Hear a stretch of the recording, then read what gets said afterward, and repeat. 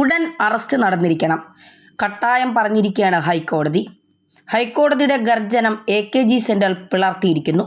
ഹൈക്കോടതി judge A. Badaruddin കഴിഞ്ഞ ദിവസത്തെ ഉത്തരവുകൾ വന്നതിന് ശേഷം ഇരിക്കപ്രതിയില്ലാത്ത നെട്ടോട്ടത്തിലാണ് CPM. ശബരിമല സ്വർണ്ണക്കൊള്ളയിൽ വരും മണിക്കൂറുകളിൽ ഒരു അറസ്റ്റ് ഉണ്ടാകും എന്നുള്ള ചില അഭ്യൂഹങ്ങൾ പുറത്തേക്ക് വരുന്നുണ്ട്. SIT തൂക്കിയെടുക്കുക ശങ്കർദാസിനെയോ വിജയകുമാറിനെയോ? ഈ ചോദ്യം ശക്തം.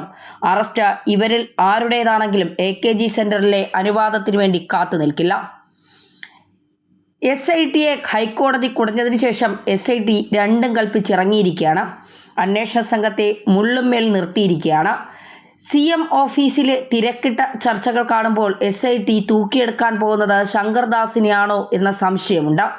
ശങ്കർദാസിൻ്റെ മകൻ പോലീസ് ഏമാൻ പിണറായിയുടെ വിശ്വസ്തനാണല്ലോ. തൃശൂർ DIG ഹരിശങ്കർ സാറിന് അച്ഛൻ്റെ ഗതി ഓർത്തിട്ട് ഉറക്കമില്ല. ഉന്നത ഉദ്യോഗസ്ഥൻ്റെ അച്ഛനെ എങ്ങനെ ചോദ്യം ചെയ്ത് തൂക്കിക്കൊണ്ടു പോകണമെന്നറിയാതെ കുഴങ്ങി നിൽക്കുകയാണ് SITയും.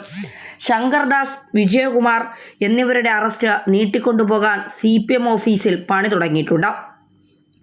സ്വർണ്ണക്കൊള്ളക്കേസിൽ 15 പേരുടെ പേരാണ് പ്രതിപ്പട്ടികയിലുള്ളത്.